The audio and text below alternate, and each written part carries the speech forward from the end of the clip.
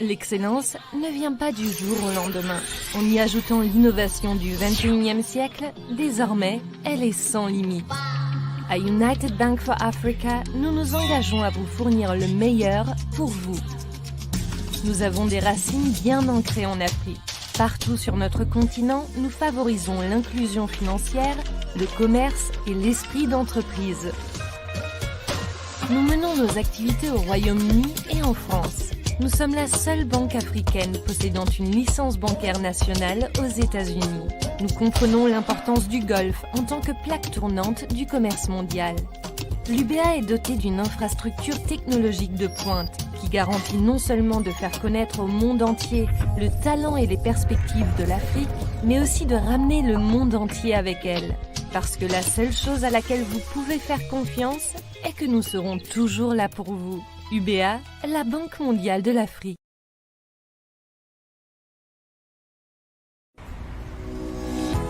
Je m'appelle Franck. Je suis un jeune entrepreneur. Vous voulez savoir pourquoi j'arbore un si beau sourire? C'est parce que j'ai le monde à portée de main. Je dois me rendre à l'étranger. En un clic, j'ai acheté mon billet sur Internet. La semaine dernière, j'ai emmené ma mère en urgence à l'hôpital. J'ai pu solder les frais d'hôpitaux en un seul geste. Je peux sponsoriser la page de mon entreprise sur les réseaux sociaux et me faire connaître partout dans le monde. La semaine prochaine, c'est l'anniversaire de ma femme. Et imaginez la suite. Je lui ai commandé le cadeau de ses rêves sur Internet. Tout est tellement simple avec eux. Pas besoin d'ouvrir un compte ou de justifier une situation professionnelle. La carte UBA est faite pour vous. Pour toutes vos transactions bancaires, UBA assure vos arrières. UBA, Africa's Global Bank.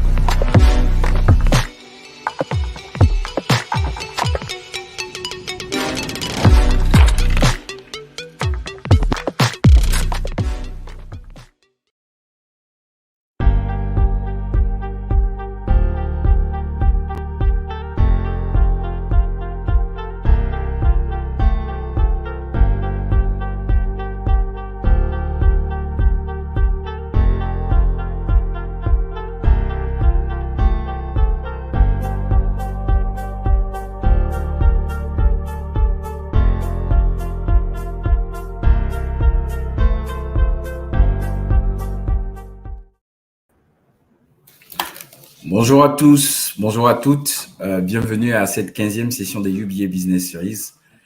Aujourd'hui, nous avons une belle surprise pour vous.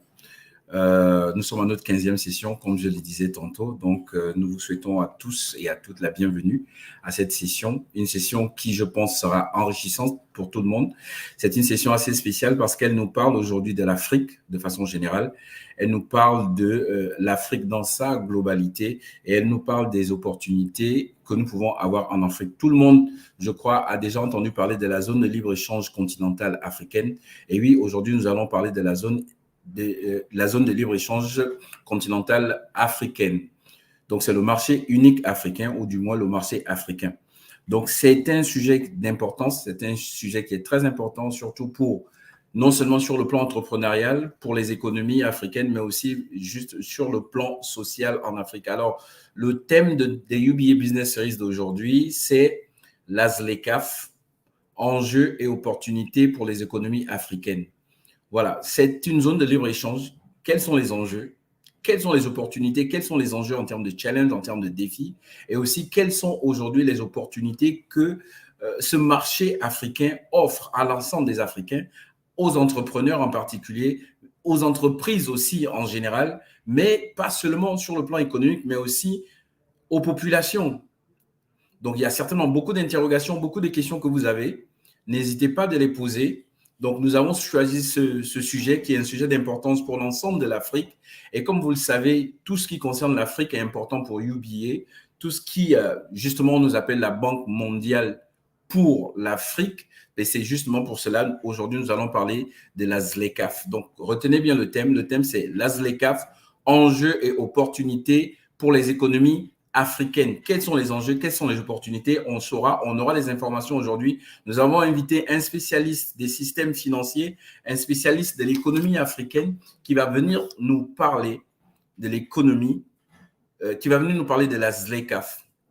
Alors, donc, je vais rapidement, n'hésitez pas déjà de partager le lien à vos parents, amis et connaissances, partager le lien aux personnes auxquelles vous pensez, par exemple, que c'est utile pour ces personnes, qu'elles ont les différentes informations qu'elles pourront collecter aujourd'hui. Nous avons un spécialiste, un économiste, un spécialiste des systèmes financiers qui va justement venir nous parler des avantages et justement aussi des challenges de la ZLECAf. Donc, je vais citer monsieur Cédric Achille Mbeng-Mesui, qui est un spécialiste des systèmes financiers, comme je le disais tantôt. Il aura l'opportunité lui-même de pouvoir se présenter. Monsieur Mbeng, bonjour. Bonjour, j'espère que vous allez bien. Je vais bien, merci. Et je crois aussi que vous aussi, vous allez bien et que nos internautes qui vont se connecter, qui sont déjà connectés d'ailleurs, vont aussi bien et qu'aujourd'hui, les uns et les autres ont pu prendre leur calepin et des stylos pour pouvoir noter toutes les belles informations que nous aurons ou du moins que vous aurez à nous partager. Alors, Monsieur Mbeng, vous êtes fonctionnaire international et spécialiste des systèmes financiers. Donc, pour faire un peu votre petite biographie, et je crois que vous aurez l'opportunité vous-même peut-être d'apporter plus de détails. Donc, disposant d'une formation initiale en mathématiques, vous êtes titulaire des masters spécialisés en banque et ingénierie financière de l'École supérieure de commerce de Toulouse et des masters en monnaie de l'Université de Lyon-Lumière. Vous êtes également titulaire d'un diplôme de l'Institut de formation de la BAD, du FMI, de la Banque mondiale et de Harvard Kennedy School of Government. Vous êtes un panafricaniste et vous participez depuis des dizaines d'années à la construction des capitaux à travers l'Afrique. Et vous avez été désigné vous avez reçu plusieurs prix, dont vous avez été désigné en 2017 financier de l'année, et ensuite par le magazine Financial Afrique, acteur de la croissance africaine, par le magazine African Business en 2018. Nous tenons déjà à vous féliciter pour cela et nous tenons aussi à vous remercier d'avoir accepté de partager votre expérience avec la jeunesse africaine de façon générale et particulièrement avec la jeunesse gabonaise parce que, comme vous le savez, on est en train de développer au niveau du Gabon un écosystème entrepreneurial, mais cet écosystème aussi a besoin d'être accompagné, a besoin des contributions des uns et des autres justement pour pouvoir performer. Et nous avons une grande opportunité qui nous est offerte par la ZLECAf. Donc déjà, c'est quoi la ZLECAf? Donc je crois que vous allez répondre à toutes ces interrogations, à toutes ces questions. C'est quoi la ZLECAf aujourd'hui? Quelles sont les opportunités pour les entrepreneurs? Quelles sont les opportunités pour les pays? Quelles sont les opportunités pour les grandes entreprises? Qu'est-ce qu'elle offre, la ZLECAf? Aujourd'hui, nous avons un marché abouti qui est un exemple, qui reste un exemple aujourd'hui, qui est le marché, l'Union européenne, qui est un marché vraiment qui est abouti aujourd'hui, un des plus aboutis au niveau de la planète. Certainement, nous aussi en Afrique, nous nous inspirons de ce modèle-là avec naturellement nos spécificités pour pouvoir créer un marché unique africain et qui permettrait certainement la croissance au niveau des pays, mais aussi au niveau des entreprises. Alors, merci, Monsieur Mbeng. Donc, je vais encore m'adresser aux internautes. Connectez-vous, partagez, parce que c'est un sujet d'importance. C'est un sujet d'importance pour nos pays, les pays africains, mais c'est aussi un sujet d'importance pour notre pays, le Gabon, qui doit pouvoir tirer son épingle du jeu dans cet ensemble, dans cette opportunité qui nous est offerte pour pouvoir justement déployer nos talents, pour pouvoir justement créer de la richesse au niveau de l'Afrique. Donc, merci à tous. Merci. Connectez-vous, partagez. Monsieur Mbeng, vous avez la parole.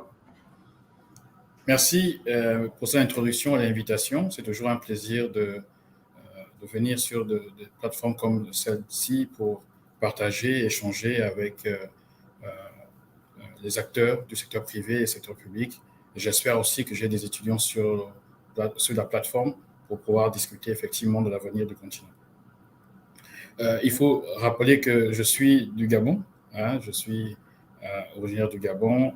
J'ai fait mes études justement là, en face de l'UOB au lycée d'application, Nelson Mandela, et j'ai commencé mes études de maths à la faculté des sciences et techniques de Massokou avant d'aller sur la France.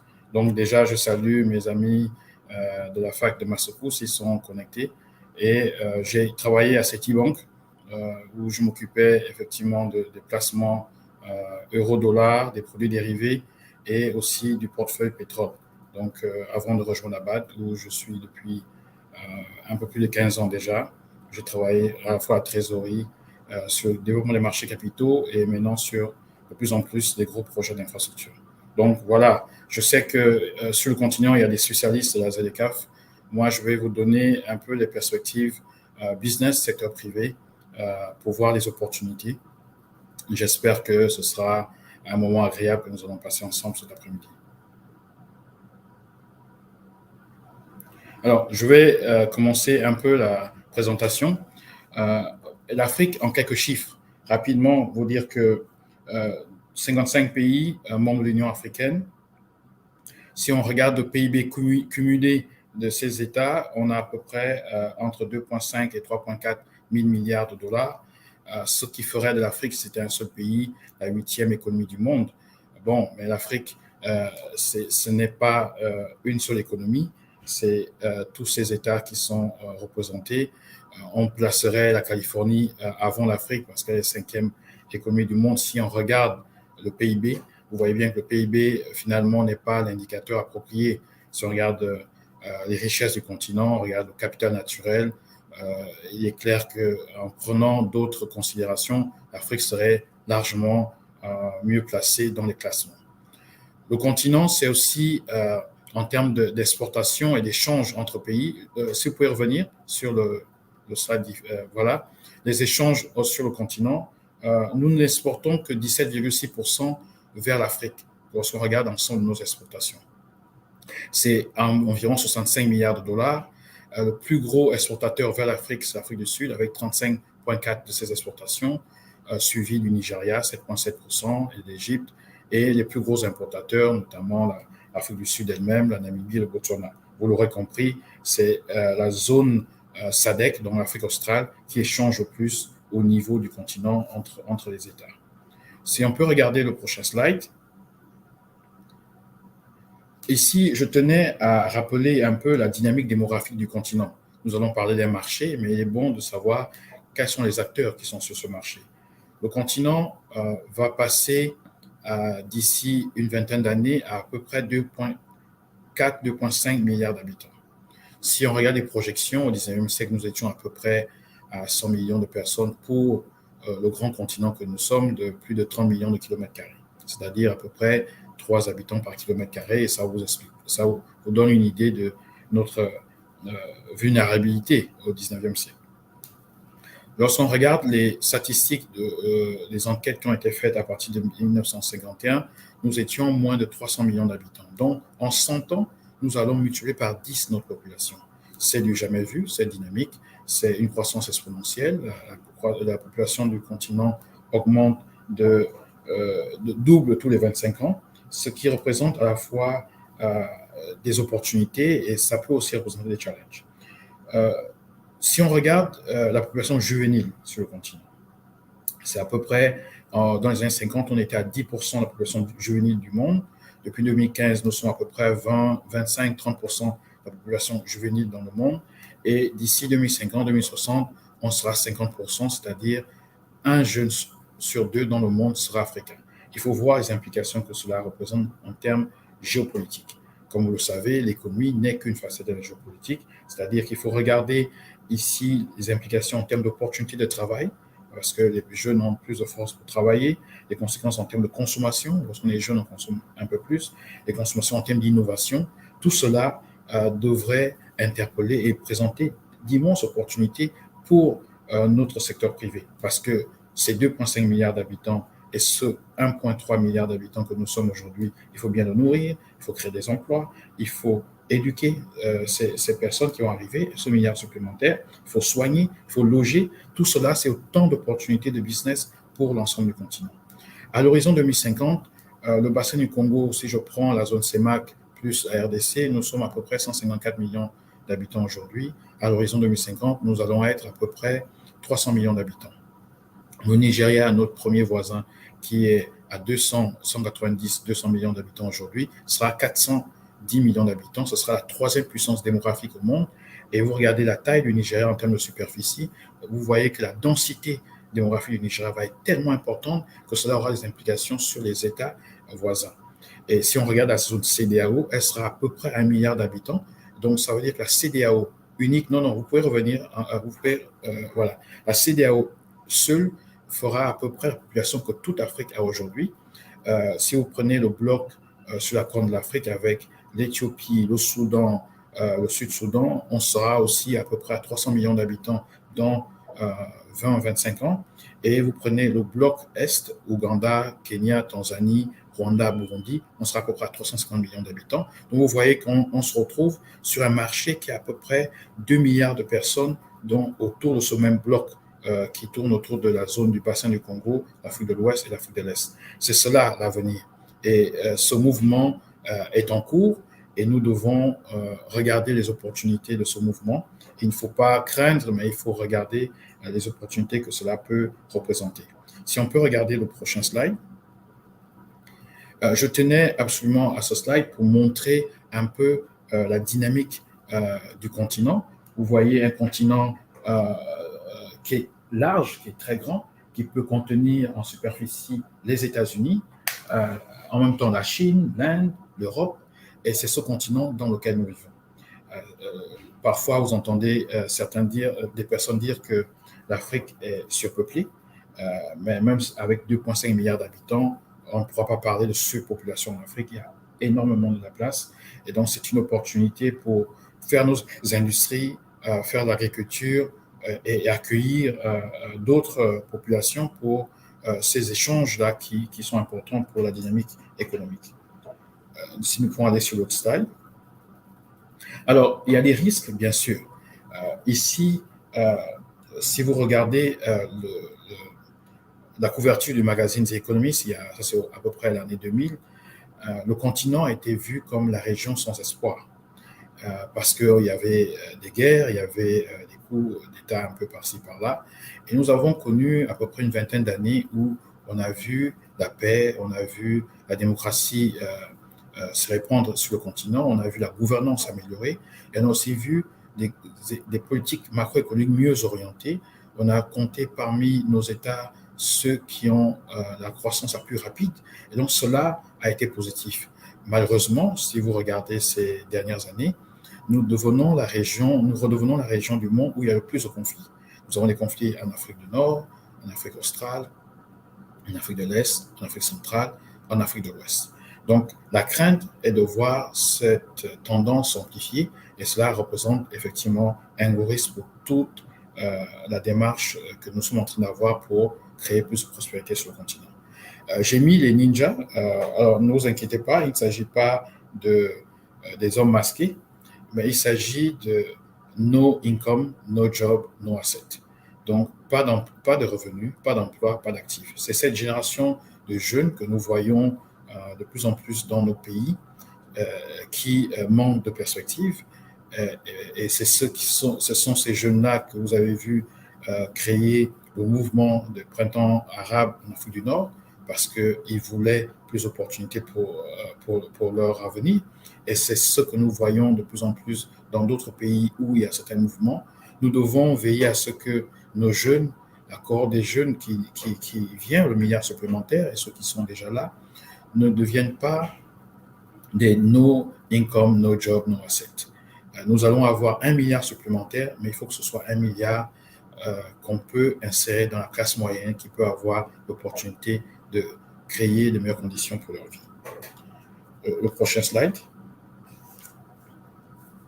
Alors, c'est en réponse à cela, à ces risques, vous avez vu la dynamique démographique, tous les enjeux pour gérer ce milliard supplémentaire et aussi le risque aujourd'hui.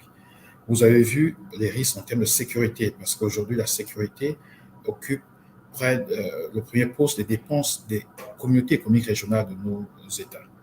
Vous avez vu aussi tout à l'heure les risques pour notre jeunesse, si elle manque de perspective et qui pourrait entraîner une instabilité dans de nombreux États. Les leaders du continent, nos chefs d'État, ont réfléchi à ces questions. Et en 2012-2013, ils ont mis en place ce master plan sur 50 ans qui est l'agenda 2063, l'Afrique que nous voulons, Africa We Want.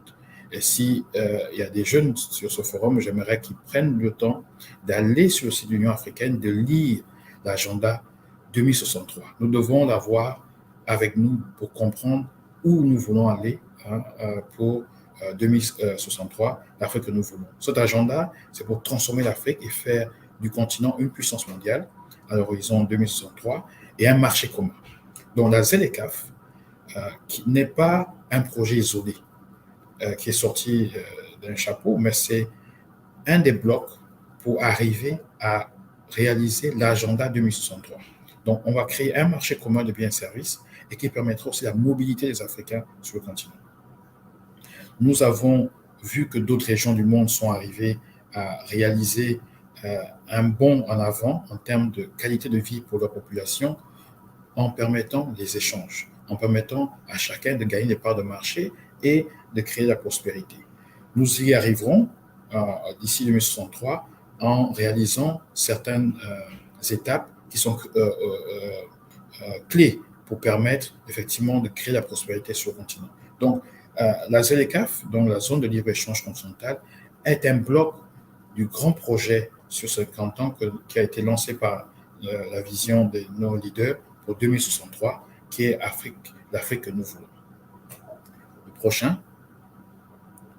Ce slide permet de rentrer effectivement dans le vif du sujet. Un marché commun, pourquoi? Un marché commun parce que nous allons avoir des biens que nous allons échanger. Et pour échanger des biens, il faut bien qu'il y ait un marché. Il faut bien qu'il y ait des services en termes de logistique. Là, je parle des biens manufacturés. Il faut qu'il y ait la logistique, il faut qu'il y ait l'intelligence artificielle qui rentre pour accompagner cela. Mais lorsque nous échangeons des biens et des services, il faut bien qu'il y ait des personnes qui passent d'un point A à un point B sans problème. Si vous regardez le visa Open Index, qui est intéressant à regarder, vous allez voir que de plus en plus, les États africains ouvrent les portes aux autres Africains pour permettre cet échange, cette mobilité des Africains sur le continent. Nous n'avons pas vocation à faire la queue pour les consulats des pays non africains pour obtenir des visas. Nous devons apprendre davantage à visiter l'Afrique, à faire du business sur le continent. Et le capital, bien sûr. Le capital, il faut aussi que le capital circule. Afreximbank est en train de travailler sur un système de paiement panafricain qui va permettre de passer d'un endroit à un autre et de pouvoir utiliser les financements et la carte bancaire, quelle que soit la région. Aujourd'hui, lorsque vous utilisez certaines facilités, la compensation est faite hors du continent. Demain, nous allons être capables de l'utiliser directement sur le continent.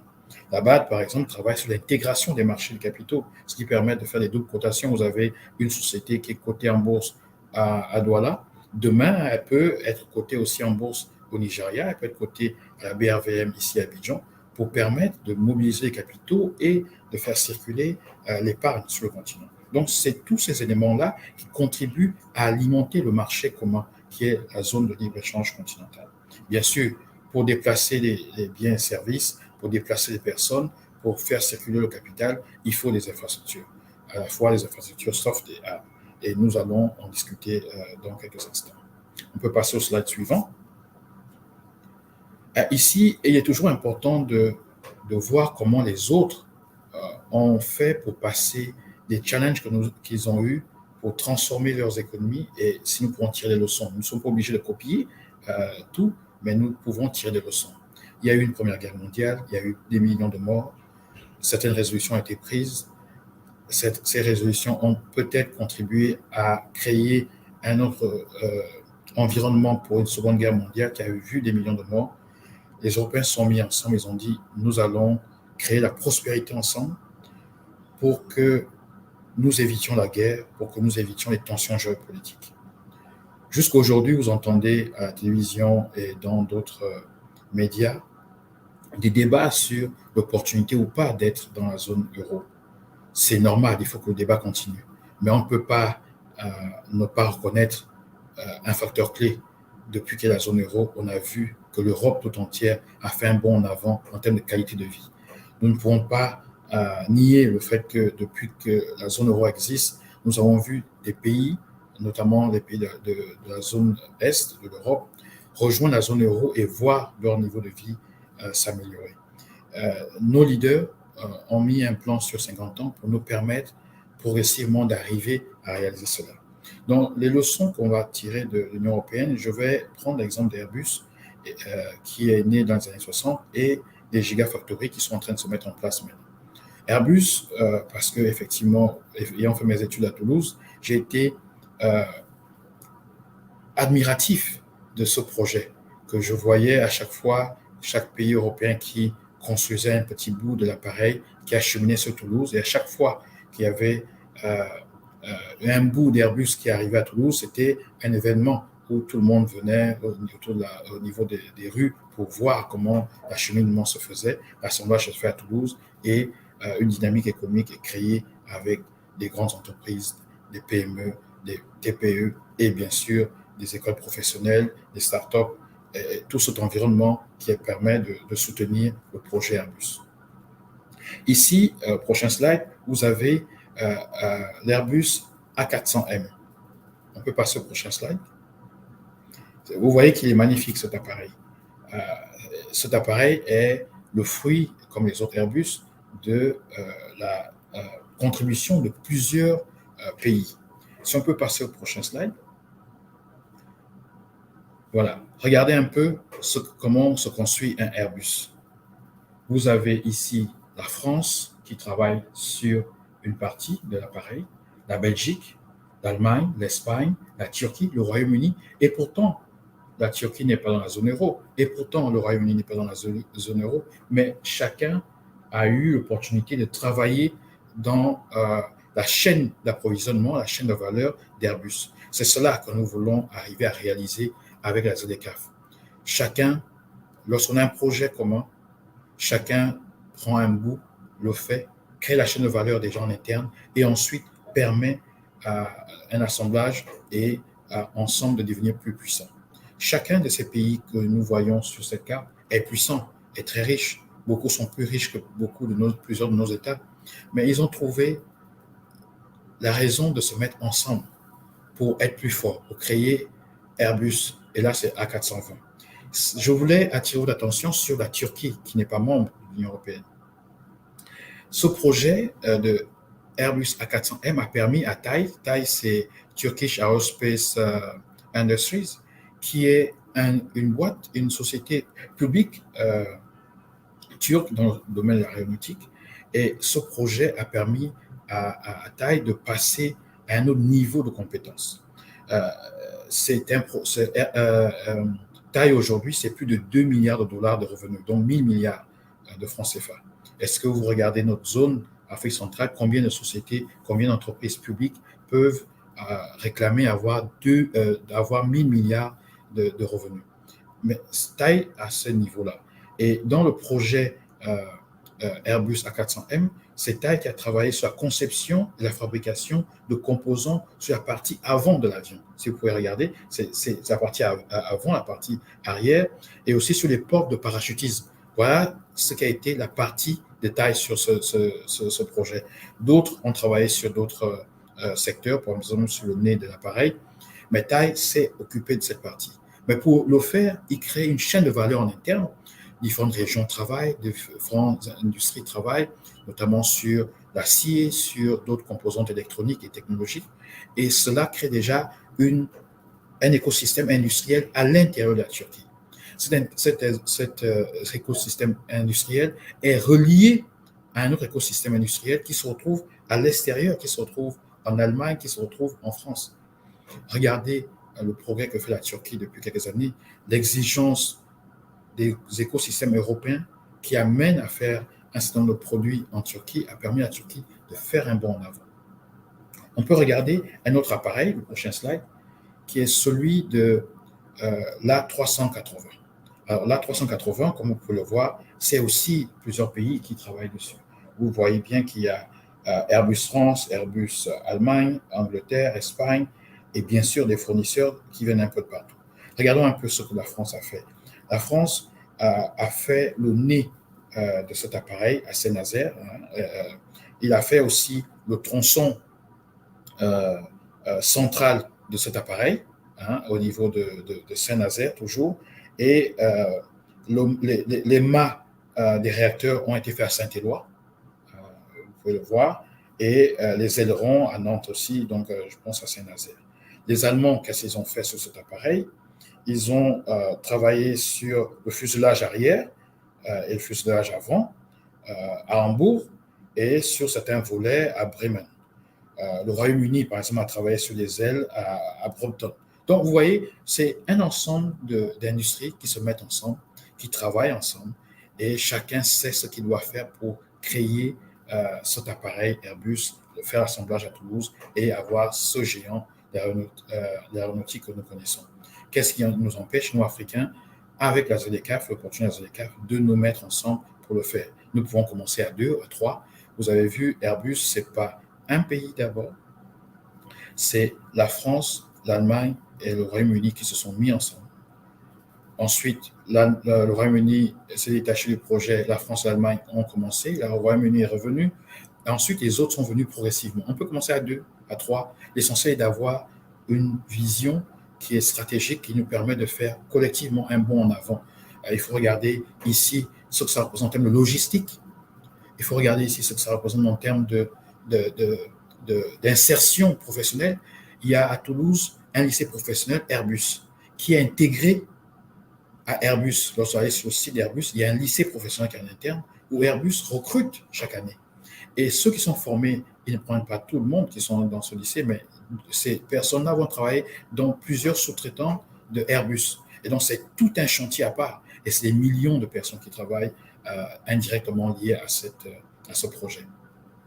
Lorsque il y a des problèmes au niveau des PME ou des entreprises, au lieu d'aller soutenir chacune des PME, qu'est-ce qu'on va faire?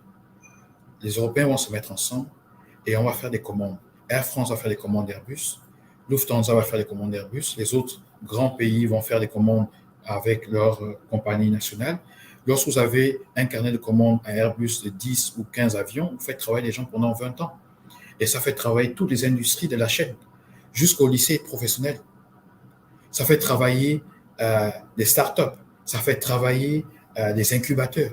Donc, il faut voir, il s'agit ici d'un écosystème industriel.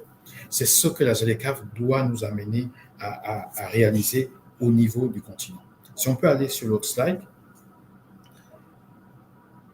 Voilà. Là, ce sont les gigafactories. Il s'agit aujourd'hui, comme vous le savez, on passe de plus en plus à des économies décarbonées. Et dans cette dynamique, les véhicules diesel, essence aujourd'hui vont disparaître du marché européen d'ici 2034-2035. Et donc, une promotion est faite pour les voitures électriques et donc il faut des voitures avec des batteries électriques. Le champion du monde sur ce volet, c'est la Chine pour les grands constructeurs de batteries électriques au monde et l'Asie, notamment la Corée. L'Europe ne voudrait pas rester dépendante de ces pays asiatiques, alors ils ont décidé à leur niveau de créer une dynamique au sein de la zone euro, comme ils ont fait avec Airbus, pour fabriquer au sein de l'Europe les batteries électriques et les voitures de demain. Et ils invitent effectivement tous ces grands constructeurs qui sont à la fois chinois, coréens et américains de venir sur leur sol et de fabriquer. Et on a vu en début de mois de juin l'usine qui a été lancée au niveau de la France. Et donc, il y a bien un partage de tâches au niveau de ces points que vous voyez dans la zone euro pour voir ce que chacun pourrait apporter ici. Donc, ils ont une politique agricole commune et pourtant, ils sont plus riches que nous. Nous n'avons pas de politique agricole commune, mais chacun fait sa politique à son niveau, avec 1 milliard, 2 milliards, avec les résultats que nous connaissons. Ils se mettent ensemble pour faire l'agriculture, mais ils se mettent ensemble pour faire des batteries électriques. Demain, ce sont les voitures électriques qui vont naître. Et ils sont en train de continuer Airbus et d'autres projets de cette dimension. La question que nous devons nous poser, c'est comment nous allons travailler ensemble pour arriver à réaliser aussi des grands projets qui ont un impact sur l'ensemble de la chaîne. Alors, si on passe un peu au slide suivant, il est important de voir que la ZLECAf n'est pas seule comme cela. Elle repose sur les blocs régionaux qui sont en place depuis plusieurs décennies. Donc, nous avons les régions d'Est, Ouest, Centre, Nord, etc., qui sont les blocs de l'intégration régionale de nos États. Il y a malheureusement encore dans nos pays 40%, certains pays qui voient environ 40% de leur PIB qui dépend de l'aide. Nous devons réaliser des infrastructures.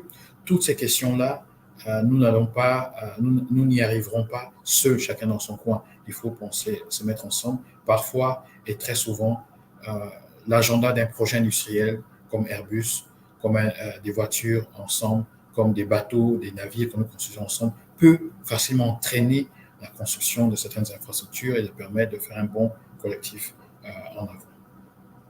Si on peut passer au prochain slide.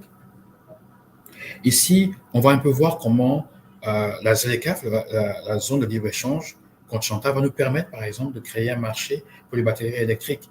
Vous voyez bien que les Européens sont en train de s'organiser pour ne pas dépendre de la Chine. On aura besoin des batteries électriques pour plusieurs utilisations et nous ne pouvons pas rester les derniers et ne pas être tout simplement les consommateurs des produits qui vont être faits dans le reste du monde. Alors, ici, vous pouvez regarder le prochain slide qui est utile de voir la Chine qui est championne du monde dans la construction, la fabrication des batteries électriques. Et vous voyez l'explosion des batteries électriques dans différents domaines. L'Europe qui est en train de se battre pour essayer de rattraper un peu ce qui est en train d'être fait en Asie. Voici la solution un peu que les Européens ont proposée. Et nous, qu'est-ce que nous pouvons faire? Le prochain slide. Voilà. Ici, vous avez tous les minerais qui permettent d'avoir les composantes qui permettent de fabriquer les batteries électriques, notamment lithium-ion, qui sont les plus connus aujourd'hui et qui sont les plus utilisés. Regardez bien ces minéraux. Tous les minéraux utiles, indispensables pour faire les batteries électriques, lithium-ion, sont présents en Afrique, particulièrement dans le bassin du Congo, donc chez nous ici, dans la zone Afrique centrale. Mais nous ne fabriquons pas. Lorsque la Chine est championne du monde dans les batteries électriques, elle vient prendre le cobalt en RDC, elle va prendre le cuivre en Zambie, mais elle fabrique après en Chine. Et ensuite, elle va vendre à l'Europe, elle va vendre en Amérique. Et nous, pendant ce temps-là, qu'est-ce que nous faisons? Nous continuons à mettre des gisements de fer, des gisements de phosphate, des gisements de manganèse, de nickel, pour contribuer, comme pendant la pollinisation, à juste envoyer des matières premières vers les autres sans transformer. Mais pour employer les Africains, pour éviter que nous ayons des générations de ninjas, il faut créer des emplois décents. Pour créer des emplois décents, c'est les industries. Il faut transformer ces minéraux sur place. Nous pouvons contribuer aux chaînes de valeur, même internationales, mais à condition qu'une partie de la transformation se fasse sur le continent. C'est ces opportunités qu'apporte la zone de libre-échange continentale africaine. Je vais passer au slide suivant. Vous voyez un peu une étude qui a été faite par Bloomberg avec le financement BAD et des autres institutions, notamment l'Union africaine. On voit que les batteries électriques, lorsqu'on regarde la faisabilité, lorsqu'elles sont faites avec des minéraux en utilisant la RDC, par exemple, c'est beaucoup moins cher que de les faire aux États-Unis, en Europe et en Chine. Donc, en termes de coût, il est plus rentable de les faire sur le continent. Mais pour les faire, vous avez besoin de manganèse. Le Gabon est un des champions du monde de manganèse. Le manganèse peut venir du Gabon pour aller vers la RDC, au lieu de continuer à l'exporter vers l'Europe. Le nickel peut venir de Madagascar et aller vers la RDC pour faire les batteries électriques. La Zambie à côté a du cuivre, peut l'exporter vers la RDC pour avoir une zone pour fabriquer cela. Aujourd'hui, les Allemands sont déjà en train de travailler avec les étudiants de l'Université de Lubumbashi pour leur apporter cette expertise sur les batteries électriques. Ce sont autant de secteurs qui peuvent permettre de faire cela. Nous avons le lithium en RDC, au Zimbabwe, en Namibie. Nous avons la plupart de ces minéraux qui permettent de faire les batteries électriques dans la zone du bassin du Congo jusqu'en Afrique australe. C'est autant d'opportunités. Ce que je présente ici sur les batteries électriques, sur la base de l'étude qui a été faite, vous pouvez imaginer la même chose sur le secteur agro-industriel. Vous pouvez imaginer cela sur d'autres secteurs qui sont porteurs, qui permettent d'employer des personnes. Il faut ici du capital physique, il faut du capital humain, il faut de la technologie, il faut de la stratégie d'offset, permettre à ces grandes entreprises qui ont déjà l'expertise pour le faire, amener cette expertise ici, parce qu'elles vont trouver les minéraux pour former les personnes localement, transformer les entreprises, créer des chaînes, des écosystèmes industriels pour effectivement employer plus d'Africains. Le prochain slide. Vous voyez ici le business de vente de voitures sur le continent. Plusieurs pays du continent avaient déjà, grâce aux grands constructeurs automobiles, installé des pôles de construction de voitures et d'assemblage sur le continent. Et ces pays ont déjà un savoir-faire qui est là, que ce soit l'Afrique du Sud, l'Égypte, le Maroc, la Tunisie, l'Algérie. Il est plus facile, si on veut maintenant passer, non pas seulement aux batteries, mais aux véhicules électriques, de leverage, comme on dit, de capitaliser sur cette expertise qui est déjà sur le continent pour créer des pôles qui nous permettent d'aller plus vite en termes de construction, de réalisation de chaînes de valeur. Nous pouvons passer au slide suivant. Oui, vous voyez ici cette étude-là qui a été faite dans le cadre par Bloomberg, dans le cadre d'un appui BAD, Union africaine et d'autres partenaires, en s'appuyant sur les pays qui ont déjà l'expertise technique. En regardant les pays qui ont des minerais, on peut créer plusieurs pôles industriels sur le continent pour permettre d'acheminer ces véhicules électriques sur le continent et nous permettre de rentrer dans la modernité de ces économies décarbonées. Et en permettant, avec le marché commun que nous créons, le marché unique de la ZLECAf, nous pouvons satisfaire le marché africain. N'oubliez pas, nous allons passer de 1,2 à 2,5 milliards de personnes. Ça veut dire autant de personnes qui vont consommer, qui vont conduire ces voitures électriques. Donc, le premier marché va être là, sur le continent. Et ensuite, nous avons la capacité d'exporter ensuite vers les autres régions du monde. C'est ce qu'il faut voir. Il faut repenser aux 4 degrés de liberté dont je parlais, c'est-à-dire les biens ici, les services, les personnes, le capital. Tout cet accompagnement-là doit permettre à la ZLECAf d'être vraiment une opportunité pour l'ensemble de nos États. Si on peut passer au prochain slide. Vous voyez bien qu'on a parlé d'industrie, mais pour ces industries, pour les relier, il faut des infrastructures. Et ici, là, vous voyez bien sur cette photo, vous avez Gazugula, qui est entre la Zambie et le Botswana.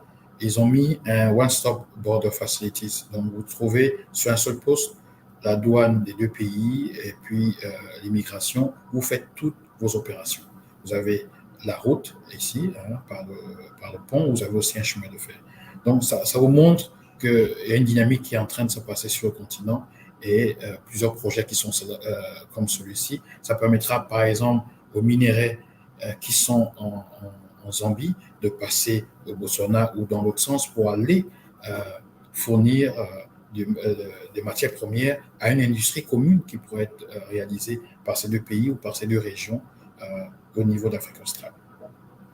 Nous allons passer un peu regarder ces infrastructures qui soutiennent le projet de la ZLECAf. Parce que, comme je le disais, la ZLECAf est une étape, un projet flagship de la grande vision 50 ans Afrique que nous voulons. Mais derrière la ZLECAf, il y a des projets d'infrastructure qui soutiennent le marché commun. Il est bien intéressant de dire que nous allons créer un marché commun, mais un marché, il faut bien qu'il y ait des routes, il faut bien que les gens circulent. je vous montre ici le programme des infrastructures du continent, notamment les infrastructures de transport, qu'on appelle le PIDA, avec le leadership de l'Union africaine, qui a eu l'appui technique de la BAD pour réaliser toutes ces études. Vous avez les 9 routes transnationales africaines. Alors, regardez bien sur ce graphique. On pourra partir, si on prend la route du Caire jusqu'à Dakar, qui est déjà opérationnelle. Vous pouvez partir du Caire à Dakar. Vous allez partir demain de l'Algérie à Lagos. On partira de Tripoli à Windhoek en Namibie, ensuite jusqu'au Cap. Du Caire, on passera par Cameroun au Botswana pour arriver au Cap. De Dakar, on arrivera à Djamena. De Djamena, on arrivera à Djibouti. De Dakar, on arrivera à Lagos. De Lagos à Mombasa. De Beira à Lobito. Donc, Lobito, vous êtes là dans la zone de l'Angola. Et Beira, vous êtes dans la zone du Mozambique. Donc, voilà un peu les grandes routes transafricaines qui vous font un maillage du continent. J'ai eu, par mon travail, l'opportunité d'aller à peu près dans tous ces pays que vous voyez là et de regarder certains de ces projets. Vous avez un petit cercle au niveau de l'Afrique de l'Ouest parce que certaines routes sont en cours de construction. Par exemple, Lagos-Abidjan, qui est un gros projet qui est d'une valeur de 15 milliards de dollars, qui est en cours. Vous avez aussi toute la zone ouest. Vous savez que cette région de la CEDEAO va avoir 1 milliard d'habitants d'ici 2050 et toutes ces autoroutes-là vont être rentables, vont permettre la circulation des biens, des services, des personnes, du capital. Et c'est cette Afrique-là qui est en construction. Regardez un peu en Afrique centrale, vous voyez qu'il y a moins de routes, il y a beaucoup plus de pointillés. Ça veut dire que ces routes-là ne sont pas encore mises en place, mais le projet est là. Il y a des études de faisabilité qui sont en train d'être faites pour permettre de faire ce maillage-là. Regardez entre Brazzaville et Kinshasa, qui sont les 2 capitales les plus proches du monde. Il y a un pont, les études sont déjà faites pour que le pont puisse relier. Ça permettra de relier l'Afrique centrale et l'Afrique de l'Est, parce qu'une fois que vous êtes à Kinshasa, vous arrivez jusqu'à Mombasa. Vous voyez, donc c'est tout ce travail qui est en train d'être fait et qui permet de soutenir la ZLECAf et notamment la vision de nos leaders de l'Afrique que nous voulons. Si on peut passer au prochain slide. Ici, c'est la même chose, mais sur la partie énergie. Vous savez, on veut faire circuler les biens, les personnes, les services et le capital. Mais pour faire le mouvement, il faut l'énergie. C'est l'énergie qui vous permet de bouger. Et donc là, on a mis en place des power pools, donc des pôles énergétiques dans chaque région. Le pôle Afrique centrale, le pôle Afrique de l'Ouest, le pôle Afrique australe, etc.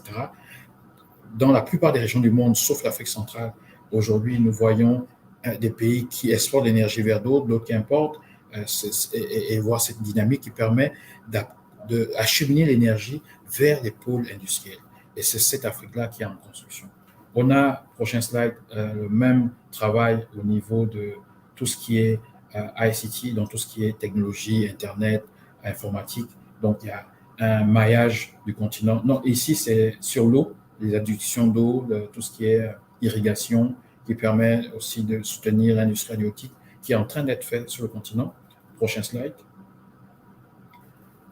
Et ça, c'est sur la partie ICT, donc la fibre optique, le maillage technologique, télécom du continent. Tout cela, c'est un peu comme lorsqu'on parle de la ZLECAf et vous pensez à la construction d'une maison. On a fait les murs, on a fait les blocs, les grands poteaux avec les blocs régionaux, nos communautés économiques régionales. On a bien monté les murs. Là, on fait le câblage électrique, on fait les sanitaires, on fait les adductions d'eau, on fait tout cela. C'est ça qui permet de créer ce marché qui va être organisé et qui nous permettra de faire un bond en avant. Prochain slide. Alors ici, le message, c'est vraiment pour dire que le secteur privé est au cœur de la transformation de tout ce que nous sommes en train de dire. Le secteur public, notamment les leaders politiques, ont donné l'impulsion, ils ont apporté cette vision, ils sont au niveau du continent en train de porter ce leadership, ils soutiennent l'investissement en mobilisant des capitaux pour permettre la réalisation de ces projets, mais c'est le secteur privé qui va créer les industries, c'est le secteur privé qui va permettre aux minerais, aux matières premières d'être transformées pour faire quoi? Pour sortir des centaines de millions d'Africains de la pauvreté. La Chine a fait la même chose. Et la Chine, en faisant son leapfrog, son grand pas en avant, a sorti 800 millions de Chinois de la pauvreté. Et c'est devenu la grande puissance économique mondiale avec les États-Unis. En 2050, Inde et Chine sont les deux grandes puissances économiques du monde, suivies des États-Unis. Si on regarde aujourd'hui les projections, il faudrait ici sortir de nos économies fragmentées pour permettre de créer cette richesse pour l'ensemble des secteurs et l'ensemble du secteur privé africain. Si on passe au prochain slide, ici, je voulais attirer un peu votre attention sur ce qu'on appelle l'IRA, Inflation Reduction Act, qui est une loi américaine qui existe depuis l'année dernière, qui fait quoi? Les États-Unis sont conscients de certains retards sur la partie décarbonation, ont décidé de soutenir la production locale américaine dans tout ce qui va dans la nouvelle économie, notamment les batteries électriques, l'économie verte et aussi soutenir la santé au niveau des seniors chez eux. Une batterie de mesures a été mise en place. Il s'agit à peu près de 400 milliards de dollars. Vous avez vu peut-être le président Macron aller aux États-Unis il n'y a pas très longtemps pour discuter de cela. Parce que dans cette politique, les Américains soutiennent essentiellement leurs industries, ce qui va avoir des conséquences pour les autres. Parce que comme il y a beaucoup de crédits d'impôt et beaucoup de soutien, de subventions, ça peut entraîner une délocalisation de plusieurs entreprises européennes vers les États-Unis, une localisation des entreprises asiatiques vers les États-Unis, pour bénéficier de la main-d'œuvre américaine qui est de très haute qualité et aussi des crédits d'impôt qui sont mis en place. Ce qui va créer, bien sûr, des inconvénients pour les autres industries. Lorsque nous sommes en train de mettre des plans comme la ZLECAf en place, nous devons penser à ce que ça va traduire pour les autres économies. Si les Américains protègent leur marché et que nous n'avons pas accès à ce marché, il faut déjà penser à cela aujourd'hui. Mais les Américains font cela pour une période, pour permettre à leurs économies d'être boostées, pour permettre après de booster les échanges avec le reste du monde entier. Mais ils veulent d'abord être forts. Donc, ils ont créé cet ensemble de mesures pour protéger leurs économies. Un exemple concret, lorsque vous prenez une voiture, vous achetez une voiture électrique en Europe, vous avez un crédit d'impôt de 7 000 € à peu près. Quel que soit le type de véhicule, même si c'est un Tesla, c'est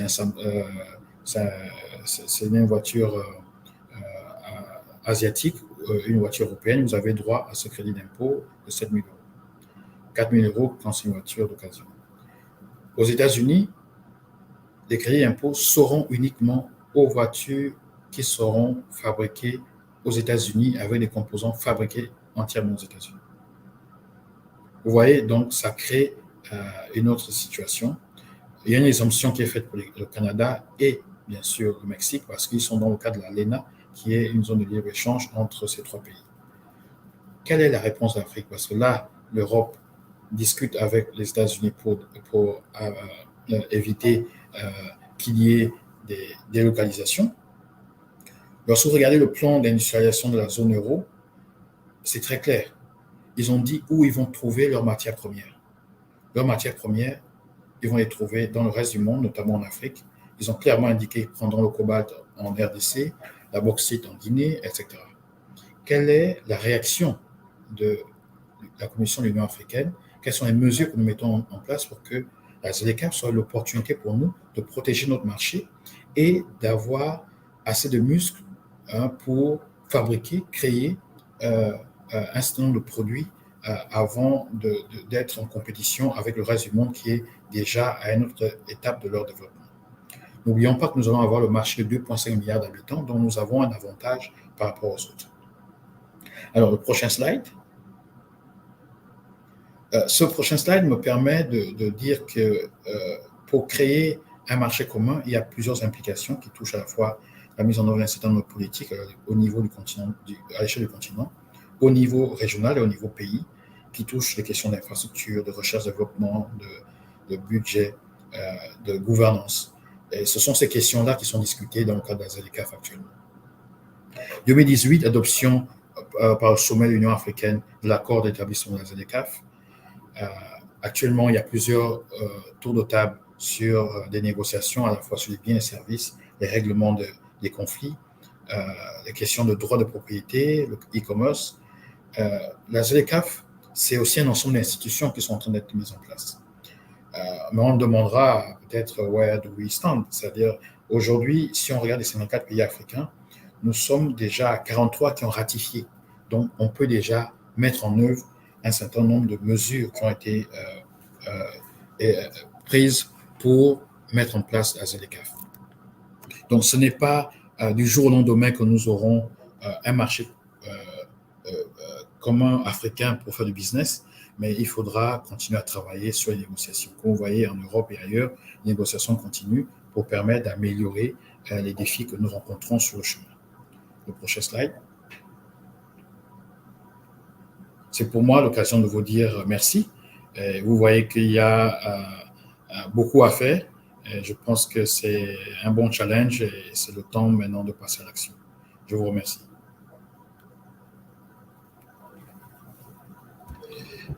Merci, M. Mbeng, pour cette brillante présentation qui vraiment nous donne non seulement des informations, mais aussi attire notre attention sur pas mal d'aspects qui doivent être pris en compte lors de justement la construction et de cette ZLECAf, de cette Afrique, de ce marché unique africain, et surtout cette prise de conscience que nous devons avoir en tant que citoyens africains.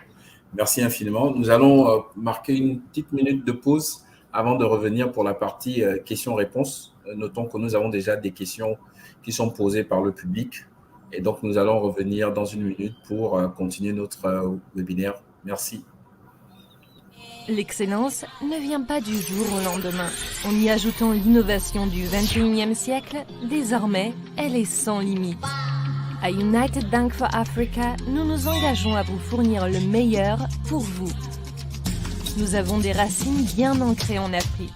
Partout sur notre continent, nous favorisons l'inclusion financière, le commerce et l'esprit d'entreprise. Nous menons nos activités au Royaume-Uni et en France. Nous sommes la seule banque africaine possédant une licence bancaire nationale aux États-Unis. Nous comprenons l'importance du Golfe en tant que plaque tournante du commerce mondial. L'UBA est dotée d'une infrastructure technologique de pointe qui garantit non seulement de faire connaître au monde entier le talent et les perspectives de l'Afrique, mais aussi de ramener le monde entier avec elle. Parce que la seule chose à laquelle vous pouvez faire confiance est que nous serons toujours là pour vous. UBA, la Banque mondiale de l'Afrique.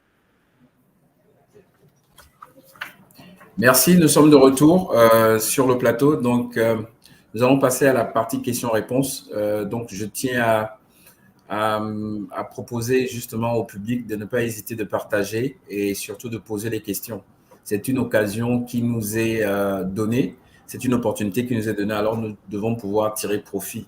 Il faut dire que Monsieur Mbeng, pour partager ce type d'informations, c'est généralement des informations qu'on arrive à avoir lorsqu'on paye des formations. Donc vraiment, cela vous est offert de façon gratuite. Vraiment, c'est le temps que de profiter de cette opportunité. Monsieur Mbeng, merci encore pour cette brillante présentation. Nous allons passer, comme je le disais tantôt, à la partie questions-réponses. Alors, première question, c'est vrai que vous l'avez clairement et expliqué. C'est assez clair. Mais peut-être que certains sont arrivés alors que vous aviez déjà commencé. Donc, j'ai cette question. Quels sont les avantages de la ZLECAf pour les entreprises en général et pour les entrepreneurs en particulier? OK, merci. Alors, avantage, c'est déjà d'avoir un marché plus grand. Quand vous faites du business, vous voulez toujours avoir plus de clients et permettre l'expansion. Donc, plus de business, plus d'opportunités et aussi l'opportunité aussi de mobiliser plus de capitaux, comme je l'ai expliqué tout à l'heure. Lorsque vous avez un marché aussi élargi avec tous les accords qui sont en train d'être mis en place, vous pouvez mobiliser du capital au Gabon, au Cameroun, en Afrique de l'Ouest et dans d'autres régions. Nous allons avoir des systèmes de paiement et une architecture financière qui permet de soutenir tout l'écosystème. Et vraiment, il faut penser demain, lorsque vous êtes un entrepreneur, si vous faites du jus d'orange, comment vous faites pour le vendre en Éthiopie? C'est cela qu'il faut voir. et vous avez 100 millions d'Éthiopiens. Au Gabon, vous êtes un peu moins de 2 millions. Il ne faut plus voir seulement le marché du Gabon, mais voir un peu plus grand les opportunités pour l'ensemble du continent. J'aime bien notre région parce que nous avons juste à côté de nous notre grand voisin, le Nigeria, qui a 200 millions d'habitants. Lorsque nous sommes moins de 2 millions, pensez au Nigeria qui va avoir 400 millions d'habitants. Quand ils sont à 400, nous, on sera à 4 millions au Gabon. Donc, il faut déjà penser à qu'est-ce qu'on va vendre au Nigeria. Il ne faut pas voir comment les gens vont venir et comment on va les bloquer. Non, qu'est-ce que nous allons vendre au Nigeria. Et si vous trouvez la niche, vous êtes milliardaire dans les 20 prochaines années. Merci. Si le marché de la ZLECAf, si vous êtes entrepreneur, si vous êtes une entreprise, peut vous permettre d'être rapidement milliardaire, bien sûr, puisque c'est un marché beaucoup plus important. Alors, nous allons aller toujours dans le même sens, puisque nous savons, OK, la ZLECAf est là, elle est présente, mais nous supposons quand même, comme vous l'avez dit, hein, comme vous l'avez démontré, nous pensons quand même qu'il y a des prérequis. Il y a des prérequis à avoir certainement. Alors donc, c'est pour ça que je vais vous poser cette question. Quels sont les préalables économiques à remplir pour un pays afin de réussir dans le marché de la ZLECAf, dans le marché unique, bien sûr?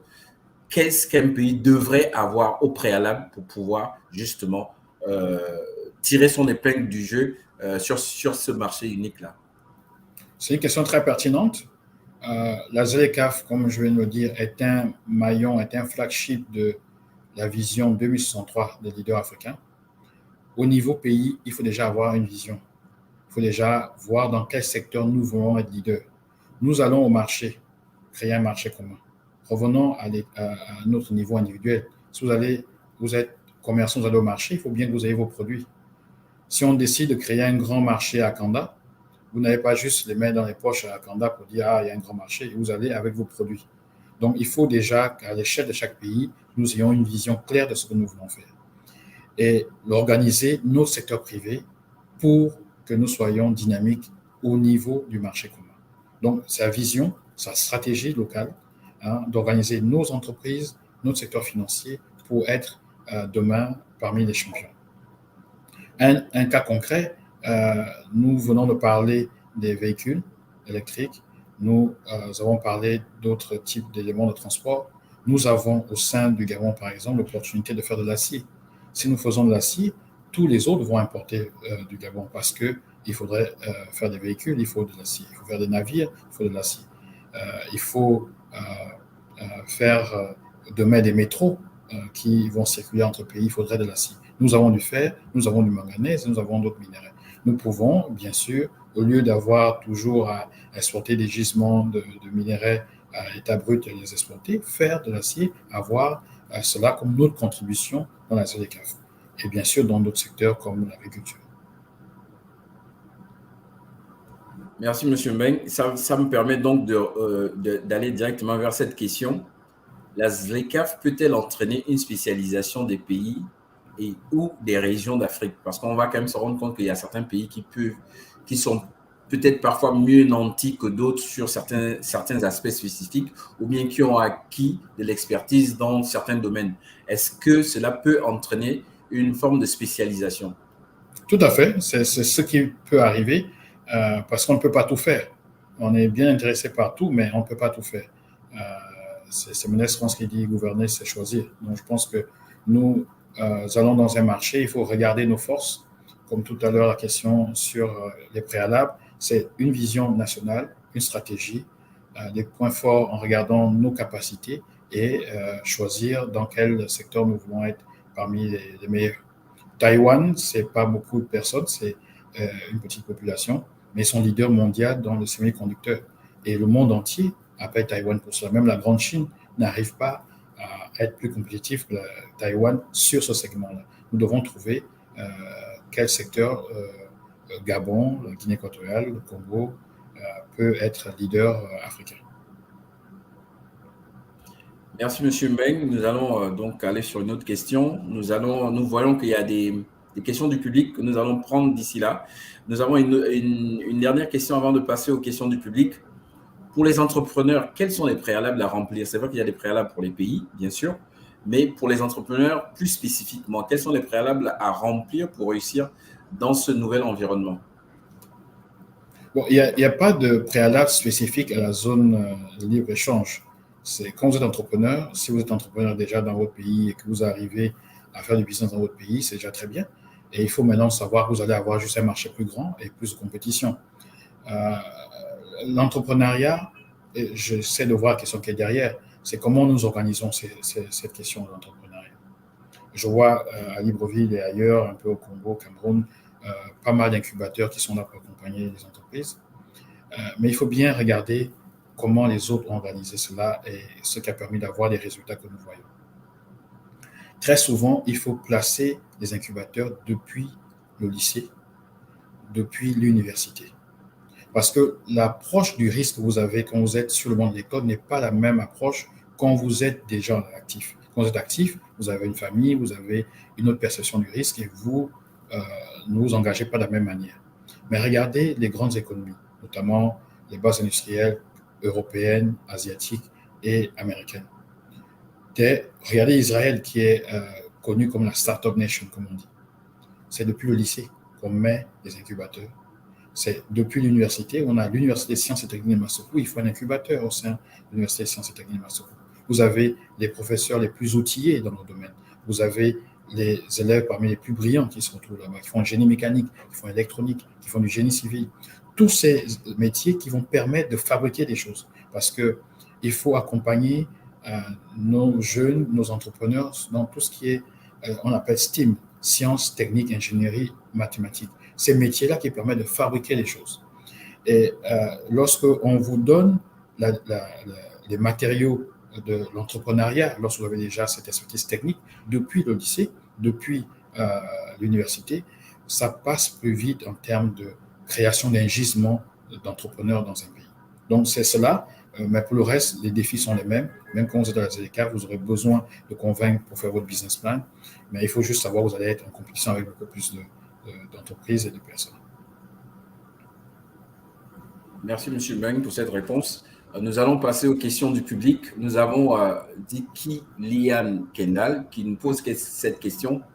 Quels sont les secteurs économiques gabonais qui pourraient bénéficier le plus de la mise en œuvre de la ZLECAf? Alors, je ne suis pas le grand spécialiste économique gabonaise, mais je dirais que l'agriculture peut être un secteur très porteur au Gabon. Vous voyez les terres immenses que nous avons, une terre fertile. Nous avons le secteur halieutique qui peut être très utile au niveau du Gabon parce que nous avons un peu ce patrimoine halieutique qui peut permettre non seulement de nourrir le Gabon, mais aussi d'exporter à travers le continent.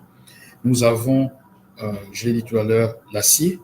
Nous pouvons être un pays de l'acier, plus nous avons les minéraux qui permettent de faire de l'acier. Nous sommes sur le secteur bois et nous avons la forêt qui permet effectivement de passer, par exemple, sur les industries pharmaceutiques. On peut être un pays avec d'autres qui contribuent effectivement à apporter des produits nouveaux. Donc, la forêt, y compris le bois, l'acier, l'industrie agro-industrielle autour notamment de l'agriculture et du patrimoine halieutique que nous avons. Voilà un peu les secteurs que je vois. Sur les services, je pense que le Gabon a aussi le potentiel de devenir un hub financier. On peut créer un centre financier au niveau du Gabon et il suffit de bien voir quelle niche nous pouvons mettre en place. Au niveau déjà de la sous-région, nous sommes un peu la place de la régulation. On a la COBAC, on a la COSUMAF, on a le GABAC qui sont sur place. On peut, sur cette base-là, développer un ensemble d'instruments financiers pour faire du Gabon un leader dans la régulation financière au niveau de la région. Merci, M. Meng. Une autre question du public, je pense que celle-là elle est assez intéressante aussi, tout comme la première d'ailleurs. C'est celle de M. Sveti Kiela qui dit « Comment la ZLECAf favorisera-t-elle le transfert de technologies au sein de l'Afrique ?» C'est une très bonne question. Moi, j'aime pas penser la ZLECAf va, mais c'est comment nous allons utiliser la ZLECAf pour y arriver. Parce que la ZLECAf, c'est un marché, c'est nous qui le faisons. Effectivement, lorsque nous regardons un peu l'exemple tout à l'heure avec les véhicules, certains pays ont déjà pu acquérir l'expertise technologique pour faire des véhicules en leur sein. Demain, si ces pays-là veulent travailler avec d'autres pays qui ont les minéraux et les matières premières qui permettent, par exemple, de faire des batteries électriques, ou d'autres types de composantes, il peut bien y avoir des stratégies d'offset, comme je dis, donc transfert de technologie pour venir fabriquer localement des composants qu'on ne peut plus faire chez soi parce qu'on est passé à une autre étape.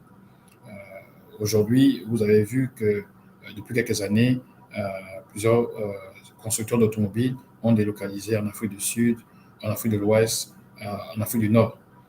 Pourquoi? Parce que ce sont des métiers qui n'ont pas nécessairement besoin d'avoir chez eux. On va laisser d'autres pays monter en gamme.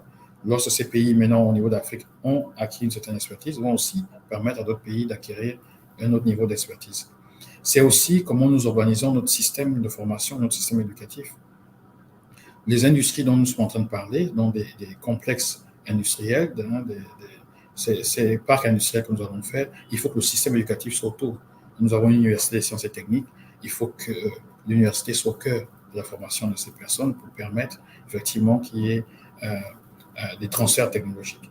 Je prends un cas, vous pouvez faire on peut décider de faire le module licence dans la zone de Massokou et puis de faire la partie master peut-être quelque part au Congo, mais en faisant en sorte que les laboratoires de sciences, de recherche des grandes entreprises et des universités travaillent ensemble, ce qui permet de faire monter en gamme toute expertise locale.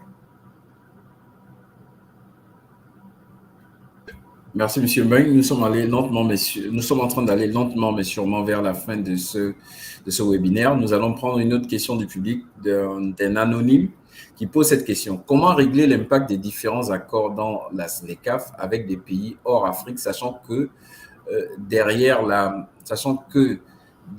ZLECAf se cachent des enjeux tarifaires d'un point de vue et recettes budgétaires? OK, je vois un peu ce qu'il veut dire. Mais, il est clair que construire un marché demande un certain nombre de négociations.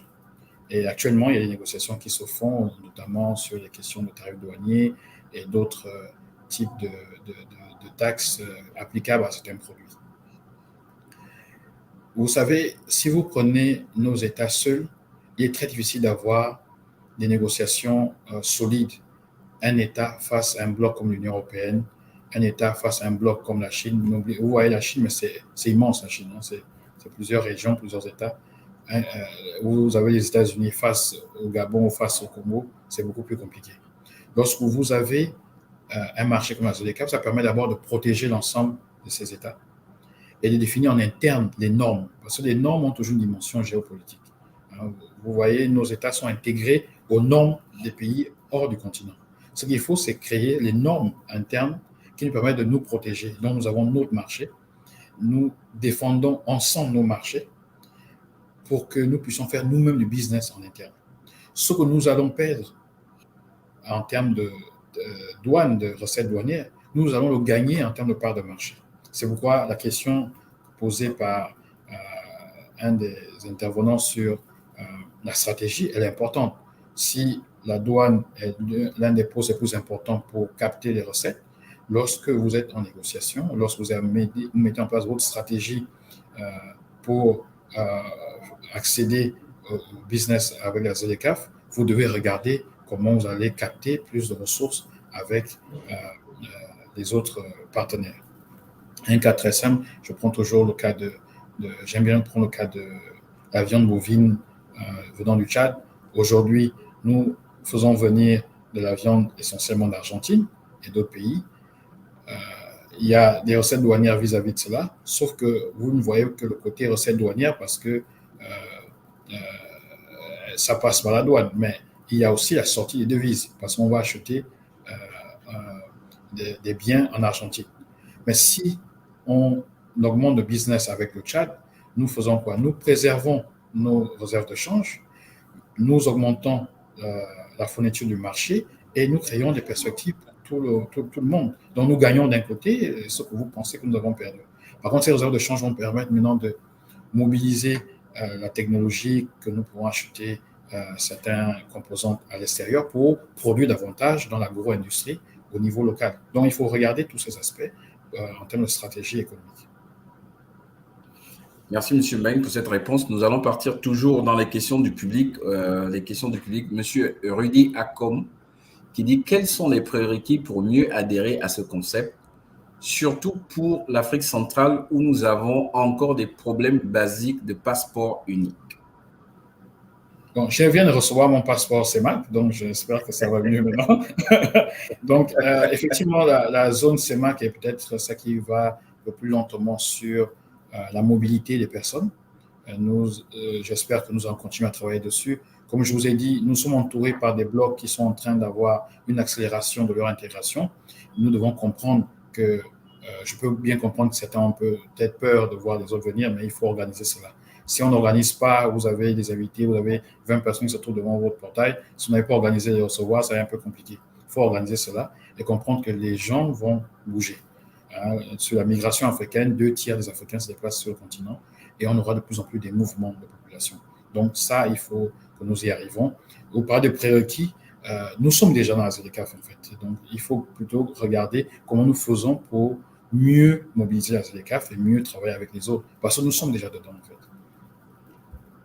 Merci, M. Meng. Je crois qu'on va poser une ou deux dernières questions. Nous avons déjà à peu près 1h15. Hein. Alors, donc, une autre question. Est-ce qu'aujourd'hui, l'existence de la ZLECAf peut en fait rendre inutile le fait d'avoir des champions nationaux? Alors, je vais un peu m'expliquer et clairement poser la question. Avec la ZLECAf, la création des champions nationaux dans les différents pays reste-t-elle encore d'actualité? Oui, bien sûr, bien sûr. C'est comme, ça rejoint l'autre question qui était sur la stratégie. Vous mobilisez les champions nationaux dans quel secteur? Pourquoi faire? Et pour permettre demain d'avoir des acteurs industriels locaux qui vont être capables de prendre des parts de marché non seulement dans le pays, mais aussi à l'extérieur. Quand vous prenez part de marché à l'extérieur parce que vous avez vos champions, les autres aussi prendront des parts de marché chez vous parce qu'ils ont montré leurs champions. Ce qui serait dommage, c'est d'avoir des personnes qui font un peu tout sans avoir un focus et densifier un peu l'offre que nous proposons. Nous faisons les champions nationaux, ça veut dire quoi? C'est quoi les champions nationaux? Et dans quoi voulons-nous être champions? Si nous avons décidé d'être un leader dans l'acier, nous allons avoir un écosystème industriel qui va promouvoir l'acier et dedans, il faut qu'il y ait des champions. Un cas, nous faisons aujourd'hui référence dans le domaine du bois, en termes de transformation du secteur bois.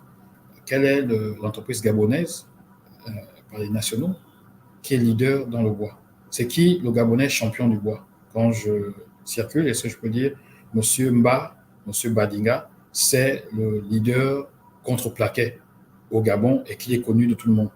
On ne l'a pas. Il faut bien qu'il y ait ce champion parce que nous avons un atout, c'est celui de cette forêt, de ce bois. Il faut qu'il y ait dans la menuiserie, dans la fabrication de meubles, des références locales, gabonaises qu'on peut montrer.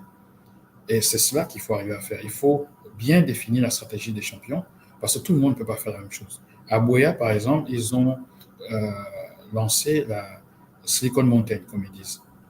Les jeunes sont dans tout ce qui est intelligence artificielle, le coding, ils sont en train de travailler, créer des choses super intéressantes. Comment cela, on peut travailler sur ça avec, par exemple, tout le travail qui est fait sur les champions numériques au niveau national, comment faire des synergies entre ces deux initiatives. Et dans quel domaine, nous, par exemple au Gabon, on peut avoir un avantage comparatif lorsqu'on regarde ce qui est développé ailleurs. Donc, c'est cet ensemble de choses que nous devons arriver à faire. Moi, je compte plus sur le secteur privé qui travaille ensemble.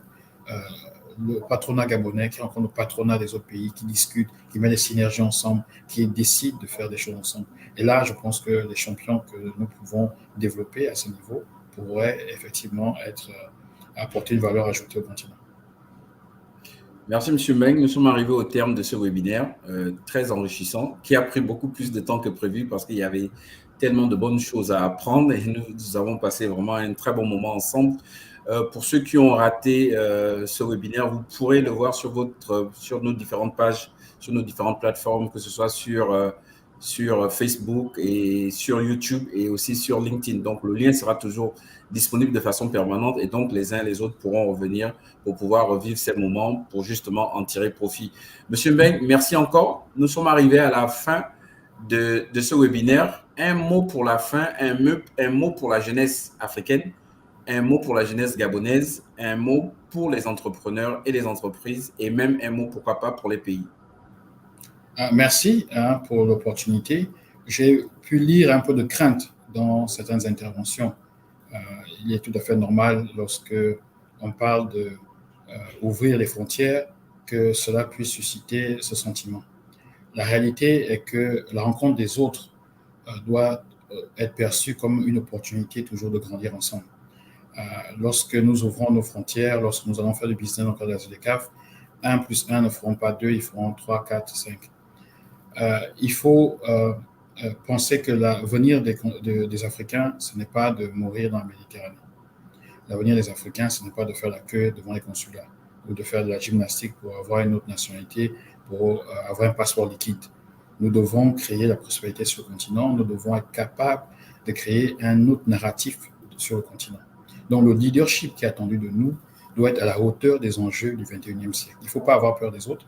Le foisonnement des idées, la circulation, la mobilité des personnes permet toujours de faire un bond en avant. Je pense à Robert Kennedy qui disait en 1966 à Cape Town, May he live in interesting times. Like it or not, we live in interesting times. Nous avons là l'opportunité de changer le narratif africain et j'espère que nous allons tous dans la même direction de construire ce marché commun avec nos atouts. Je vous remercie. Merci, M. Mbeng. Nous avons tous la responsabilité de construire et de contribuer à construire ce marché africain. Je remercie tous nos internautes, tous ceux qui ont pris part à ce merveilleux webinaire. Et comme je le disais tantôt, n'hésitez pas de repartir sur nos pages si vous voulez en tirer profit, bénéficier des échanges qui ont été faits ici.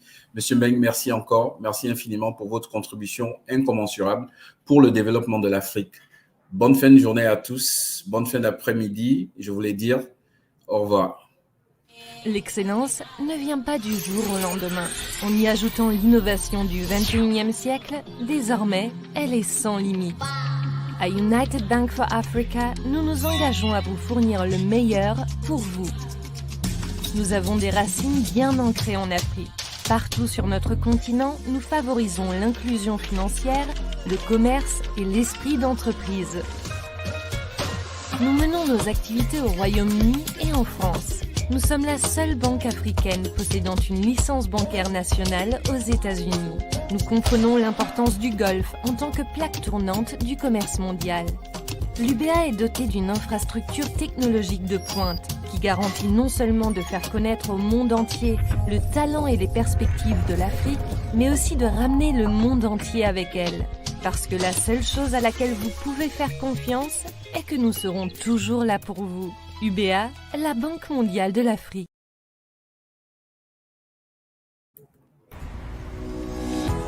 Je m'appelle Franck. Je suis un jeune entrepreneur. Vous voulez savoir pourquoi j'arbore un si beau sourire? C'est parce que j'ai le monde à portée de main. Je dois me rendre à l'étranger. En un clic, j'ai acheté mon billet sur Internet. La semaine dernière, j'ai emmené ma mère en urgence à l'hôpital. J'ai pu solder les frais d'hôpitaux en un seul geste. Je peux sponsoriser la page de mon entreprise sur les réseaux sociaux et me faire connaître partout dans le monde.